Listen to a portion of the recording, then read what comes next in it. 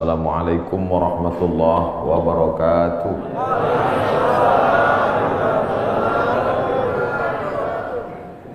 Alhamdulillahilladzi ahyana ba'da ma amatana wa ilaihin nusyur. Wassalatu wassalamu ala asyrafil anbiya wal mursalin sayyidina wa maulana Muhammadin wa ala alihi wa sahbihi wa man tabi'ahu ila yaumiddin. Yang sama-sama kita hormati Bapak Jenderal Manajer PT Antam beserta seluruh keluarga besar PT Antam, bapak-bapak, ibu-ibu, hadirin hadirat, tak dapat saya sebut satu persatu. Insya Allah semua jamaah fardu subuh ini dimuliakan Allah Subhanahu wa Ta'ala. Amin ya rabbal alamin. Kita sudah masuk pada tanggal 17 Rajab. Artinya kita hanya ada waktu 13 hari lagi berada di bulan haram. Haram artinya mulia. Minal masjidil haram, dari masjid yang mulia. Ini tanah haram, berarti tanah mulia. Masjidil haram, masjid mulia. Tanah haram, tanah mulia. Khamar haram, artinya khamar kalau diminum menghilangkan kemuliaan, itu maka disebut haram. Ya, nanti ketika pulang dari Makkah anaknya nanya, "Ma, kemarin sholatnya di mana?" Masjidil Haram. Artinya apa? Jangan tanya-tanya. Dari dulu memang udah gitu. Haram diambil dari kata hurmatun, kehormatan, kemuliaan. Orang kalau sudah hilang harga diri, harkat, martabat, kehormatan, kemuliaan tak dipandang, maka disebut zina itu haram, khamar itu haram, judi itu haram. Karena kalau ketahuan orang melakukannya, hilanglah kehormatan, harkat, martabat dirinya. Mudah-mudahan kita diselamatkan sampai anak cucu kita dari yang haram-haram. Bulan haram, bulan yang dipilih Allah Ta'ala untuk memuliakan dirinya. Waktu yang paling mulia waktu subuh. Siapa yang memilih waktu subuh ini? Allah. Tidak bisa ada manusia di atas muka bumi ini memilih waktu untuk memuliakan Allah dengan cara dia. Tak bisa. Waktunya Allah yang milih. Caranya Allah yang mengajarkan. Nabinya dia yang mengirim. Malaikatnya dia yang mengutus. Siapa malaikatnya? Jibril alaihissalam. Wahyunya Allah yang membawa Al-Quranul Karim dan sunnah Rasulullah SAW. Nabinya Muhammad sallallahu alaihi wasallam. Waktunya minha arba'atun hurum, ada 4 bulan yang mulia. Salasun mutawaliyatun, 3 bulan berturut-turut. Zulqa'dah, Zulhijjah, Muharram. 1 terpisah, ma baina Jumada wa Sya'ban, terletak antara bulan Jumadil Akhir dan Sya'ban. Itulah dia disebut dengan bulan Rajab. Makanya Nabi berdoa khusus bulan Rajab, Allahumma barik lana fi Rajab wa Sya'ban, berikan kami berkah di bulan Rajab dan bulan Sya'ban. Wa ballighna Ramadan, sampaikan kami ke bulan Ramadan. Ketika saya berdoa minta Rajab, bapak-bapak mengaminkan. Ada ibu-ibu satu diam aja. Ibu kenapa enggak mengaminkan? Saya sudah dapat Rajab. Rupanya nama suaminya Pak Rajab. Rajab artinya tarjib. Tarjib. Tarjib artinya ta'zim. Ta'zim artinya agung, tinggi, hebat. Bulan Rajab bulan yang tinggi, bulan yang hebat, yang dipilih oleh Allah Subhanahu wa Ta'ala. Amal yang paling afdal di bulan Rajab adalah amal yang paling mulia. Apa amal yang paling mulia? As-sawmu li wa ana ajzi bihi. Puasamu itu untukku, aku yang memberi balasannya. Maka paling afdal, paling bagus bulan Rajab ini adalah puasa. Dan hari ini kita jatuh pada hari Kamis. Siapa yang puasa hari ini, maka dia dapat 3. Saya niat puasa qadha hari ini, kata ibu, kata bapak, otomatis dia dapat 3. 1, qadhanya lunas. 2, dapat pahala puasa Kamis. 3, dapat pahala puasa sunat Rajab. Saya tak bisa Pak Ustadz. Kenapa? Tadi nggak niat. Kamis depan, mudah-mudahan masih hidup.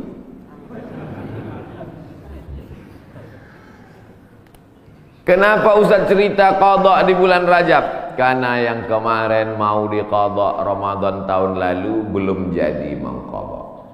Faman kana minkum maridan, siapa yang sakit, au ala safarin atau musafir, fa iddatum min ayyamin ukhar, ganti di hari yang lain. Ramadan kemarin ada tinggal puasanya, ketika mau diganti di bulan Syawal tidak jadi. Pernah pas mau diganti tidak jadi. Kenapa? Kue hari raya nggak habis-habis. Mau diganti di bulan Zulqa'dah tak sempat. Di bulan Zulhijjah mau diganti, daging kurban tak habis-habis. Kaki sapi 1 ekor dalam freezer. Akhirnya inilah kesempatan paling hebat kalau mau mengganti puasa. Tapi kalau cerita masalah ganti puasa pasti ingatnya ibu-ibu.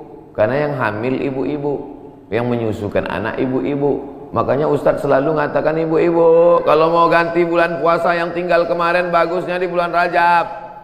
Dia tak tahu ibu itu memang puasanya tinggal 7 hari, suaminya 17 hari. Ternyata bapak-bapak juga punya hutang puasa. Apakah selesai hutang puasa ini dengan astagfirullahaladzim, astagfirullahaladzim, astagfirullahaladzim, astagfirullahaladzim? Hutang puasa lunas, enak aja.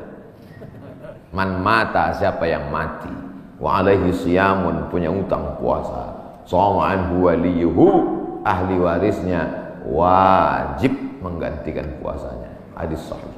Tidak bisa diganti dengan istighfar. Tidak bisa diganti usolli sunata taubat rakaataini lunas 60 hari lillahi ta'ala. Nggak bisa guys. Nah, oleh sebab itu maka puasa yang tinggal kemarin mesti diqadha. Faman kana minkum maridan, siapa yang sakit Ramadan kemarin, au ala safarin atau musafir, jarak qasar salat 89 km, fa iddatum min ayyamin ukhar, ganti di hari yang lain di luar Ramadan. Wa 'alal ladzina yutiqunahu, siapa yang tak sanggup puasa karena sakit keras. Pak Ustadz, saya nggak bisa puasa di Ramadan, nggak bisa puasa di Syawal, nggak bisa puasa di Zulqa'dah, Zulhijjah, Muharram, Safar, Rabiul Awal, Rabiul Akhir, Desember, Januari, Februari, Maret, April, Mei, Juni, Juli, nggak bisa puasa.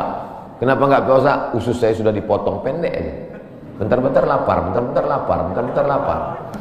Sampai mati nggak bisa, atau kena penyakit mah akut, atau kena diabetes mellitus akut, atau kena jantung akut, atau apapun sebabnya, atau kena tua renta 70-80 nggak bisa puasa, fa'iddatu min ayamin ukhar, bagi yang musafir dan sakit. Tapi bagi yang nggak sanggup sampai mati, fidyatun ta'amu miskin, bayar fidyah makan 1 hari fakir miskin. Bagaimana dengan perempuan hamil dan menyusukan anak?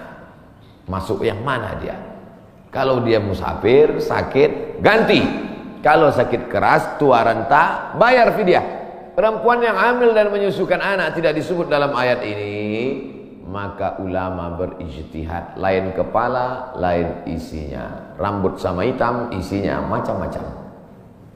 Perempuan yang hamil dan menyusukan anak, 3 mazhab ulama. Mazhab yang pertama, menurut Imam Abu Hanifah, mazhab Hanafi, hanya mengqadha saja. Jadi kalau ada ustadz mengatakan, ibu-ibu yang hamil menyusukan anak, tinggal puasanya qadha saja, itu berarti mazhab Hanafi. Sedangkan mazhab Abdullah bin Abbas mengatakan bayar fidyah saja. Ibu pilih yang mana? Mau qadha aja atau bayar fidyah? Saya qadha aja Pak Ustaz. Saya kalau keluar duit nih malas. Ibu pilih mana? Saya nggak tahan lapar Pak Ustaz. Mau bawanya mau ngemil ngunyah aja.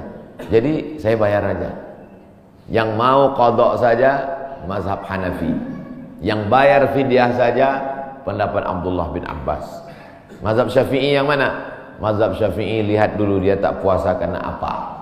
Kalau dia tidak puasa karena dirinya, karena lemah, karena tak mampu, qadha saja. Tapi kalau ada unsur anaknya, kenapa ibu tak puasa? janin saya lemah, sudah diperiksa USG oleh SPOG, spesialis obgyn kandungan. Katanya janin lemah, ibunya sehat tapi janinnya lemah. Maka kalau sebab anaknya dia tidak puasa, maka dia kena 2 double, bayar fidyah dan puasa qadha. Laki-laki mesti tahu. Saya untuk apa tahu? Saya kan gak hamil dan menyusui. Istrimu hamil dan menyusui. Itulah untungnya ibu-ibu yang suaminya pengajian. Pulang dia dari sini nanti diingatkannya, ibu, nanti hari Senin kau puasa. Tapi kalau suaminya Fir'aun, ibu sedang puasa pun disuruhnya buka puasa. Apa itu puasa?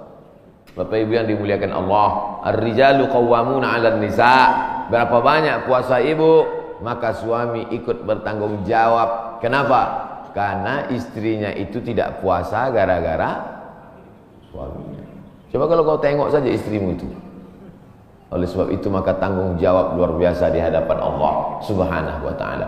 Itulah maka saya sampaikan subuh ini tentang pentingnya mengganti puasa di bulan Rajab. Karena ini salah satu kemuliaan, dapat double 2 pahala yang diberikan Allah Subhanahu wa taala. Masih ada kesempatan 13 hari lagi. Kalau mau diqadha pakai puasa Nabi Daud, bagus. Yasumu yauman wa yuftiru yauman. Puasa ini bagus karena saluran darah kita ini mampet. Saluran darah ini sama seperti saluran air. Karena di dalamnya banyak lemak-lemak, banyak kolesterol, akhirnya tersumbat. Coba hidupkan keran air kencang, tapi pipanya digulung. Kerannya kencang, pipanya digulung. Apa yang terjadi? Bam! Pecah pembuluh darah. Oleh sebab itu salurannya mesti bersih. Bagaimana membersihkan saluran air? Ada serbuk yang menghilangkan minyak-minyak. Bagaimana cara membersihkan saluran darah? Maka bakteri-bakteri, kuman-kuman, penyakit-penyakit, kolesterol bisa habis bersih. Kenapa? Diri memakan diri sendiri dengan menahan makan minum selama dari pagi sampai petang. Makanya orang kalau cek darah dia nggak boleh makan minum. Saya dulu ketika cek dari ujung rambut sampai ke ujung kaki, Ustaz Somad besok medical check up. Datang jam 10 pagi ke rumah sakit. Baik Pak Dokter, tapi syarat darahnya harus bersih. Gimana cara membersihkan darah Pak Dokter? Dari pagi sampai cek darah jangan makan berat. Jangan sampai masuk nasi uduk, ayam penyet, ayam patah, ayam mati, ayam supaya darahnya bersih. Baru saya paham, rupanya membersihkan darah dengan tidak memasukkan makanan. Tapi itu bonus dari Allah. Dengan banyak puasa tubuh sehat. Dengan banyak puasa badan sehat. Dengan banyak puasa tidak ada kolesterol darah tinggi, diabetes mellitus dan kawan-kawannya. Dengan banyak puasa, banyak perempuan-perempuan sekarang rajin puasa, niatnya bukan lillahi ta'ala, diet ta'ala. Itu diet, itu bonusnya, hadiah dari Allah Subhanahu wa taala. Tetapnya niatnya tetap nawaitu shauma qadha'in, saya berniat besok puasa qadha lillahi ta'ala. Adik-adik mahasiswa, mahasiswi bagus banyak puasa, hemat belanja. Bagus puasa. Wa antasumu khairul lakum, dengan banyak puasa itu lebih baik bagimu. Begitu kata Allah Subhanahu wa taala. Habis bulan Rajab. Saya nggak bisa puasa Pak Ustaz. Kenapa kau tak bisa puasa? Dokter ngasih tahu Bapak jangan puasa. Kalau puasa mati. Jangan puasa. Ngadu si Bapak ke ibu. Bu, tadi dokter ngasih tahu saya nggak boleh puasa. Kenapa Bang? Karena kalau puasa mati. Abang mati aja lah. Tak boleh pilih mati. Kalau pilih dua, antara sakit atau mati, tidak boleh pilih mati. La tulqu bi aydikum ila tahlukah. La tulqu bi aydikum ila tahlukah. Jangan jerumuskan dirimu ke dalam kebinasaan. Maka jangan memilih mati daripada puasa. Kita diberi keringanan oleh agama Islam. Saya mau mengisi bulan ini Pak Ustaz, tapi puasa enggak sanggup. Banyak-banyak sholat sunat. Sholat sunat wudu. Usolli sunnatal wudu raka'ataini lillahi ta'ala. Bilal, sini. Ada apa ya Rasulullah? Sami'tu dafana alaika baina yadayya fil jannah. ku dengar suara gesekan sendalmu dalam surga. Bilal, kedengaran suara sendalnya dalam surga. Kresek, kresek, kresek, kresek, kresek. Sendal kalau digesekkan ke tanah berbunyi kresek, kresek. Apalagi sendal baru. Bilal, aku dengar suara gesekan sendalmu dalam surga. Apa amalmu Bilal? Kata Bilal, aku tidak pernah meninggalkan solat sunat wudu. Habis wudu, solat sunat wudu 2 rakaat. Bagi yang biasa pakai usolli sunnatal wudu. Bagi yang tidak pakai usolli, dalam hati saja. Allahu Akbar. Niatnya sah dalam hati. Saya termasuk yang tidak mewajibkan melafazkan niat. Tapi bagi yang melafazkan jangan sampai dibid'ahkan, disalahkan. Karena niat itu letaknya di hati, cuman hati kita kadang bimbang, goyang, ragu. Untuk menguatkan hati maka diucapkan di mulut. Tiba-tiba masuk masjid, Allahu Akbar. Dalam hati ragu, ini tahiyatul masjid apa qobliyah? Ragu dia, ini tahiyatul masjid apa qobliyah? Niat tidak bisa setelah takbiratul ihram. Niat itu sebelum takbiratul ihram atau dalam takbiratul ihram. Pilih antara dua. Oleh sebab itu maka untuk menguatkan apa yang dalam hati, saya salat qobliyah subuh, usolli sunnatas subhi rak'ataini qabliyatan lillahi ta'ala. Saya tadi masuk sudah azan. Waktu hanya cukup 2 rakaat. Pilih mana? Kalau cepat datangnya tahiyatul masjid dulu. Setelah tahiyatul masjid baru qabliyah. Tapi kalau datangnya lambat, qobliyah. Karena kalau tahiyatul masjid nggak dapat qobliyah. Tapi kalau qobliyah, automatically dapat tahiyatul masjid. Tapi jangan gara-gara ini lambat terus datangnya. Nah, Ustaz Somad pandai ceramah aja nyuruh cepat datang. Ustaz sendiri lambat datang, sengaja lambat. Karena kalau cepat banyak yang minta foto. Nah, oleh sebab itu yang paling afdal adalah cepat-cepat datang ke masjid. Allahumma ftahli abwaaba rahmatik. Bukakan untukku pintu rahmatmu. Mau keluar masjid, doanya sudah ditulis di pintu. Allahumma inni as'aluka min fadlik. Ini hebatnya masjid PT Antam, doanya ditulis di pintu. Banyak juga di masjid lain doanya ditulis di lampu running text. Pas lampunya mati, doanya hilang. Ini kan tulis.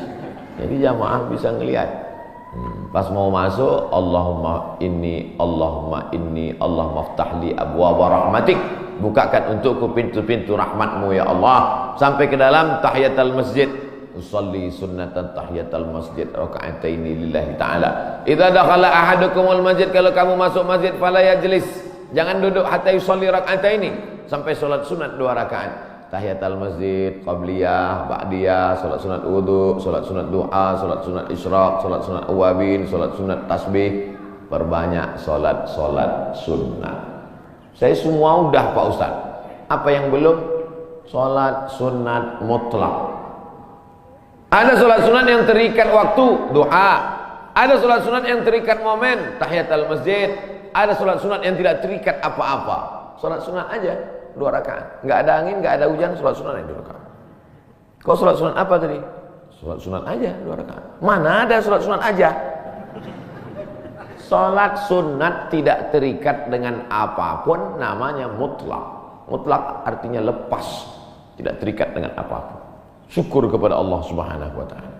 Suatu ketika Nabi bertamu ke rumah sahabat. Sampai di rumah sahabat dikasih makan, dikasih minum, dijamu dengan jamuan luar biasa. Setelah itu dia sholat sunat 2 rakaat. Sholat sunat apa namanya? Kan nggak mungkin usolli sunnatan 2 rakaat karena sudah dikasih makan enak lillahi ta'ala. Nggak ada. Makanya kita kadang sholat sunat aja 2 rakaat sebagai ungkapan syukur kepada Allah. Cara bersyukur subhanallah, betul. Cara bersyukur berzikir banyak sholawat, betul. Tapi syukur yang paling bagus adalah dengan sholat. Sholat sunat aja 2 rakaat. Aku sholat sunat 2 rakaat karena bersyukur kepada engkau atas nikmat yang begitu hebat, yang begitu banyak. Abang tadi sholat sunat? Ya, sholat sunat apa? Syukur. Hari ini kau enggak? Lauknya enggak enak. Oh, enggak bisa begitu. Nikmat ini bukan cuma makanan enak, hidup nyaman juga nikmat. Tinggal di komplek ada masjidnya juga nikmat. tinggal di lingkungan yang mengingatkan kita kepada Allah. Berapa banyak orang kerjanya mantap tapi sholat nggak bisa. SMS ke saya, meleleh air mata baca SMS-nya. Ustaz Somad, apa hukumnya sholat di WC? Hah? Ente mau ngetes saya apa gimana nih? WC kan najis, tempat setan, kotor. Menyebut nama Allah aja nggak boleh. Allahumma inni a'udzubika minal khubuthi wal khaba'is. Mau masuk WC, ya Allah lindungi aku dari setan jantan dan setan betina. Setan jantan di sana, setan betina di sana. Ketemunya di mana? Di WC. Dia bilang, apa hukumnya sholat di WC? Saya sangka mau ngetes saya. Ternyata memang betul. Dia kerja di luar negeri, supervisor pengawasnya tidak mengizinkan permisi sholat. Akhirnya dia masuk ke WC yang agak lapang, dia bentang kain, sholat di dalam. Hanya untuk mencari makan, Bapak, Ibu. Luar biasa nikmat, bisa kerja di Pomalaa. Betul? Lama saya ngapalnya nih. Bisa kerja nyaman, masjidnya besar, ibadah tidak dilarang, pengajian dihadirkan ustaz. Inilah nikmat yang paling besar. Fabi ayyi ala'i rabbikuma tukadziban. Nikmat apa lagi yang kau dustakan? Keluar dari komplek pemandangannya indah, memandang ke tepi jalan, lautan terhampar. Kata orang, saya nggak ngeliat tadi malam gelap. Kurang apa lagi, nikmatnya besar. Ikannya segar-segar, mantap-mantap, duriannya enak. Kau tahu Ustaz tadi malam makan durian. Oleh sebab itu maka syukur kepada Allah. La in syakartum la azidannakum. Wala in kafartum, tapi kalau kau kufur, tidak kau syukuri nikmat ini, inna azabi lasyadid, azabku itu amat sangat menyakitkan. Jangan sampai setelah azab datang barulah meleleh air mata.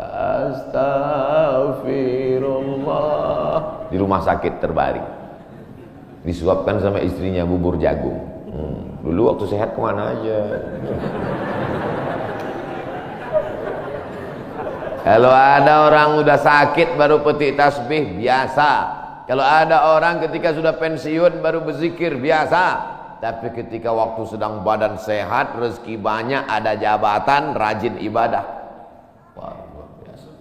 Nih masyarakat PT Antam nih luar biasa, betul. Tapi yang datang nih memang masyarakat lingkungan sini. Alhamdulillah. Karena saya pernah juga ceramah di komplek perusahaan. Ketika masih kerja aktif ke masjid baru luar biasa. Selesai ceramah dikasih, mohon maaf Pak Ustaz, yang datang tadi masyarakat dari luar. Bapak Ibu yang dimuliakan Allah Subhanahu wa taala. Ini kenikmatan ini kalau dicabut oleh Allah Subhanahu wa taala, Allah itu luar biasa. Allah kalau mau mematikan orang, cukup saja dia katakan innama amruhu idza arada syai'an ayaqula lahu kun, mati. Kenapa orang yang minum khamar tidak mati? Kenapa orang yang berzina tidak mati? Kenapa orang yang makan riba tidak mati? Karena Allah itu bismillahirrahmanirrahim. Allah itu sayang, dibiarkannya dulu. Malaikat itu sudah gergetan malaikat, mau cabut aja gitu. Jangan, kata Allah Ta'ala, jangan. Biarkan dia mabuk-mabuk dulu, biarkan. Nanti baru kau celupkan dia ke neraka jahanam. Innallaha la yumli lidzalim. Allah sengaja mengulur kepada orang-orang yang zalim itu. Orang-orang yang zalim, yang aniaya terhadap dirinya, yang berzina, yang minum khamar, yang mabuk, yang makan riba, yang biarkan dia, biarkan. Sampai apa? Sampai dia bertobat. Kalau tidak juga, hatta idza akhadhahu lam yuflithu, sehingga Allah menurunkan azab tidak tanggung-tanggung langsung. Jadi jangan heran kalau ada orang enggak salat, rumahnya besar, enggak salat, mewah hidupnya. Sesungguhnya dia sedang dimainkan Allah Ta'ala. Inna kaidi matin, tipu dayaku amat sangat kuat. Cuman kadang orang ini nggak paham cara pikir Allah Subhanahu Wa Ta'ala. Cara pikir ibu aja kadang anak nggak paham. Anak umur 5 tahun minta pisau, jangan, nanti tangan kau luka. Tapi ketika kita memahami Allah, yang kita ikut ini, kita ikut Allah atau Allah ikut kita? Kita ikut Allah. Ini banyak orang sekarang Allah dia suruh ikut dia. Ya Allah, berikanlah aku gaji yang banyak. Kau ikut aku, jangan sampai aku ikut engkau. Loh. Sebenarnya yang Tuhannya aku, apa kau kata Tuhan? Kita yang ikut Allah. Makanya kita ini disebut Muslim. Muslim artinya berserah diri kepada kehendak Allah, bukan Allah yang ikut kita. Kadang banyak kita paksa Allah untuk ikut kita. Kita berdoa sesuai dengan request kita. Kalau kita Allah nggak kasih, lalu kita marah sama Allah. Ente siapa, kata Allah. Makanya kita serahkan kepada Allah. Tapi kita kalau berdoa tetap minta apa yang kita minta. Jangan gara-gara ini nanti, ya Allah pagi ini aku nggak berdoa apa-apa, terserah oleh Allah. Mau kasih nggak apa-apa. Oh jangan. Nabi malah kalau berdoa sebut nama. Allahumma a'izzal islama bi umarain. Ya Allah kuatkan Islam ini dengan 2 Umar. Waktu itu ada 2 Umar yang paling hebat, paling gagah, paling perkasa di Makkah. Satu Umar bin Khattab, satu Umar bin Hisham. Umar bin Khattab, Umar bin Hisham. Ya Allah, Islam ini akan kuat kalau 2 orang ini masuk Islam. Masuk Islamlah 2 orang ini ya Allah, Umar bin Khattab atau Umar bin Hisham. Saya sebut Umar bin Hisham, banyak bapak ibu nggak kenal. Tapi kalau saya sebut nama kerennya, oh, Umar bin Hisham, Abu Jahal. Makanya kalau kenalan sama orang jangan cuma tanya satu nama, tanya nama satu lagi. Banyak orang ini namanya macam-macam. Nama siapa? Abdul Somad. Di Facebook Anton. Enggak. Nama saya di mana-mana tetap Abdul Somad. Nama Abdul Somad. Instagram Abdul Somad Official. Cuman mau ngasih tahu aja supaya di follow. Bapak Ibu yang dimuliakan Allah Subhanahu wa taala. Jadi kalau masih bisa sehat, beribadahlah. Karena sampai masanya nanti udah sakit nggak bisa beribadah. Parahnya lagi, sudah sakit pun nggak ke masjid juga. Makanya walaupun sakit datanglah ke masjid. Nggak bisa sholat di depan, sholat di belakang. Malu sholat di belakang di emperan. Nggak bisa juga sholat, kasih tahu biar kami sholatkan. Jangan segan-segan. Bapak Ibu yang dimuliakan Allah Subhanahu wa taala. Saya Pak Ustadz nggak bisa puasa, sholat sunat. Sholat sunat pun nggak bisa Pak Ustadz. Baca Quran. Duduk, nggak bisa tegak, nggak bisa rukuk, nggak bisa sujud, buka Quran. Bismillahirrahmanirrahim.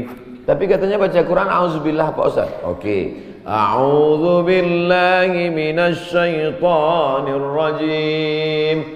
Bismillahirrahmanirrahim.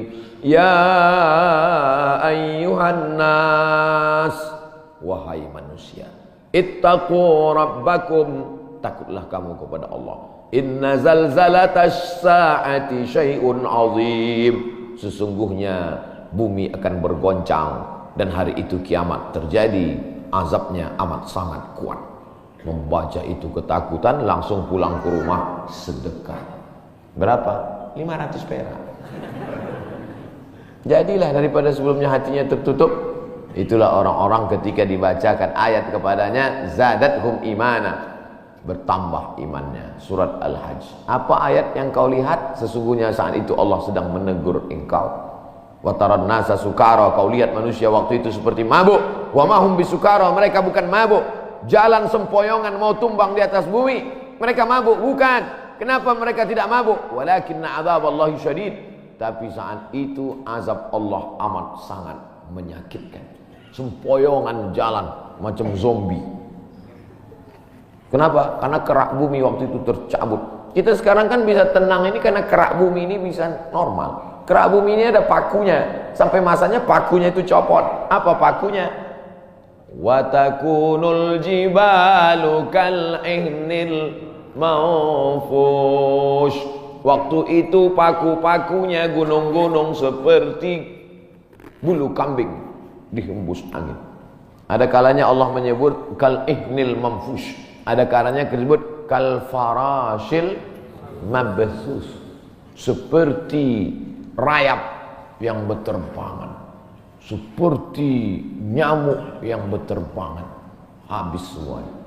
Kalau Gunung Bromo, Gunung Kidul, Gunung Merapi, Gunung Kelut seperti rayap yang berterbangan, lalu kita seperti apa?